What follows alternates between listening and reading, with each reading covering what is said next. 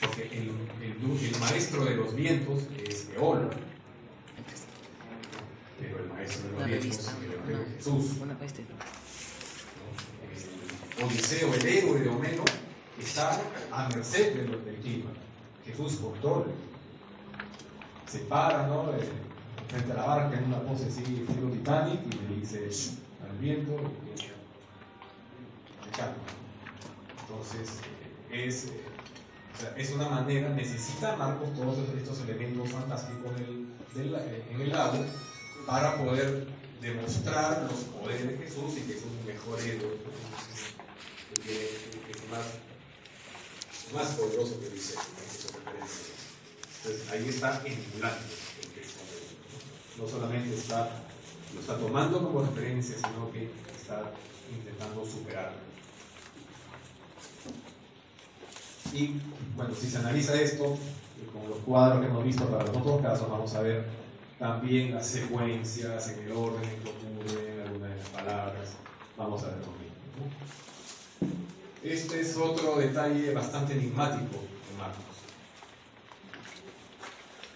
En la escena de la tradición, aquí lo vemos en el extremo izquierdo, cuando arrestan a Jesús, dice, ¿no?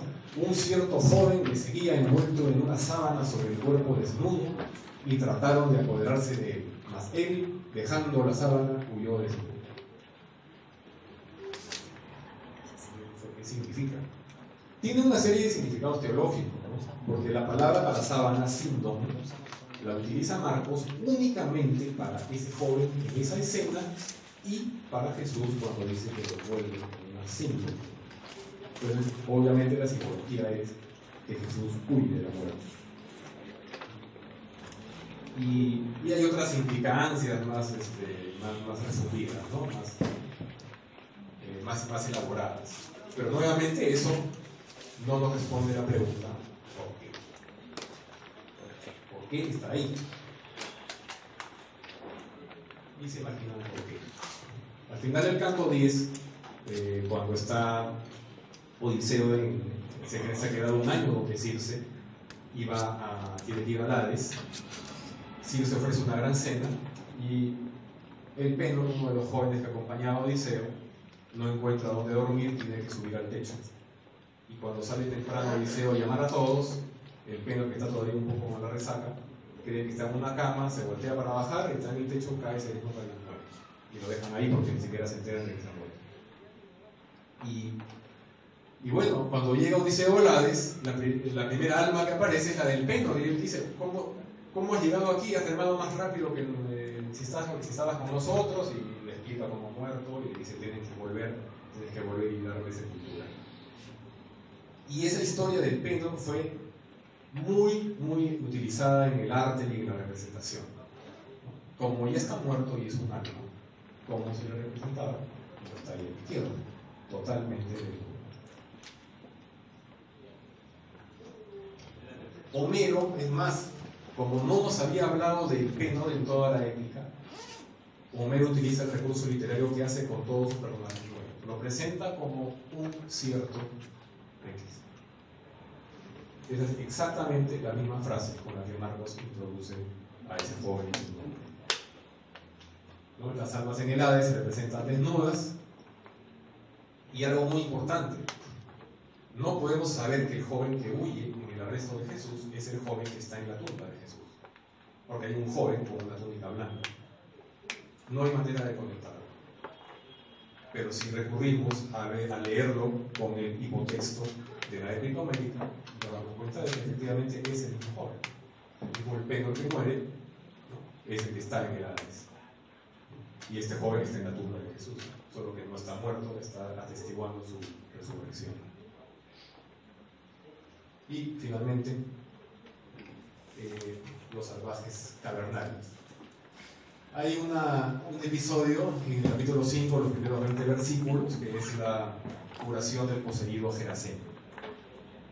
Esto es bastante extraño, ¿no?, como exorcismo, porque empieza con un viaje, ¿no?, y termina con Jesús embarcándose. Jesús falla, aparentemente, cuando da la orden, tiene que decirla 2 veces, ¿no? Cuando el espíritu negocia condiciones más favorables, ¿no? Para salir y meterse en los cerdos, ¿no? Aparecen las personas de la localidad que se muestran hostiles, cuando se supone que si llegas y curas a un poseído, la gente te debería aplaudir. La orden de Jesús de divulgar los hechos contradice el secreto mesiánico, que es otro de los grandes paralelos.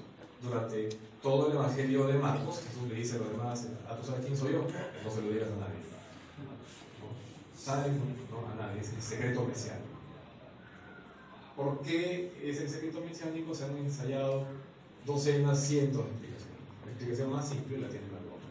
Es como son mujeres, porque Eliseo tiene que ocultar su identidad cuando llegue a matar a los judíos. Por eso tiene que mantenerse de incógnito estricto.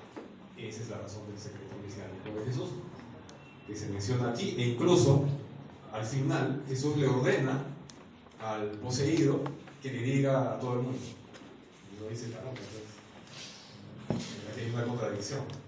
¿A qué se deberá? Se debe a que el modelo para Marcos es Polifemo en la Ciclopeia. La Ciclopeia es el canto 9 de la Odisea, que llega a la tierra de los cíclopes,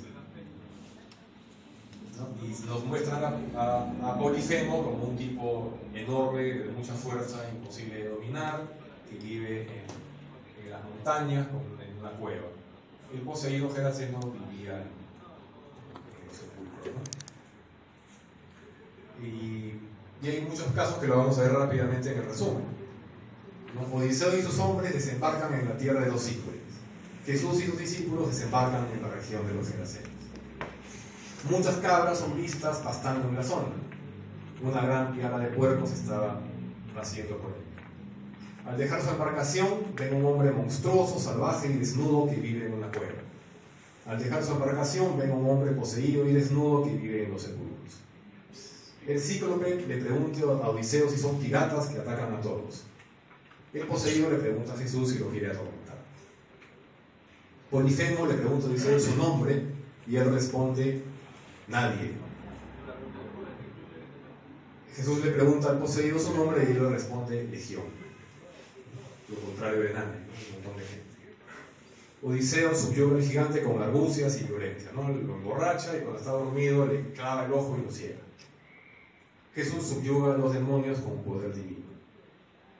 Circe después va a convertir a las tropas de Odiseo en cerdos. Por esa razón es que hay cerdos por ahí. Jesús expulsa a los malos espíritus hacia los cerdos. Es más, Odiseo escapa y con su gente de Polifemo, colgándose en el costado de las ovejas, o sea, al costado del cuerpo de las ovejas. Aquí los demonios escapan entrando en el cuerpo de los cerdos.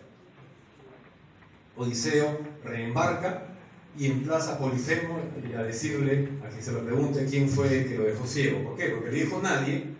Y entonces cuando lo ciegan, Polifemo se pone a gritar: ¡socorro, me atacan! Y todo lo demás cíclopes: ¿quién? Nadie me ha atacado. Lo dejan, pues nadie va a verlo, ¿no? Y luego tiene que volver a gritar: ¡socorro! ¿No? Nadie me ha herido. Y ahí es cuando ya llegan los cíclopes. Por eso es que Jesús también tiene que intentar 2 veces el exorcismo. Y finalmente Odiseo le dice: ya, yo soy Odiseo de Ítaca, ¿no? Dile a todo el mundo que yo te he dejado ciego. Y eso es lo que hace Jesús. Antes de embarcar, le dice al poseído que vaya a casa y le cuente a los demás lo que el Señor hizo conmigo, a pesar de que eso contraviene el secreto mesiánico. Finalmente, ¿no? Al alejarse Odiseo, Polifemo le pide que vuelva, ¿no? Se pone todo cortés, que voy a ser cortés contigo. Obviamente Odiseo no le va a creer, ¿no? Y él se niega. Al alejarse Jesús, el curado le pide acompañarlo, pero Jesús se niega. Bueno, hay muchos más ejemplos. Esto hemos tratado de resumir los principales capítulos. Son 22 capítulos los que están en este libro. Varios de los paralelos son paralelos bastante simples, uno diría.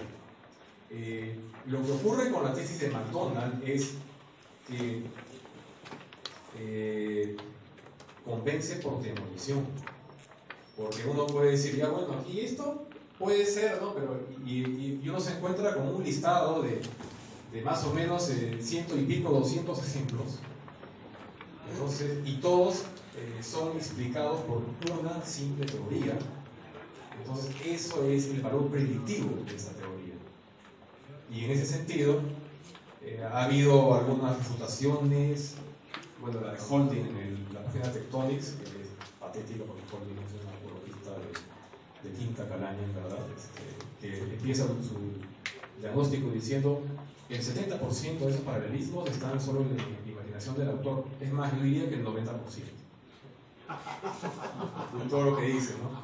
Bueno, Holding ha sido utilizado como trapeador ideológico más de un debate, ¿sabes? Pero ahí está él estafando a la gente.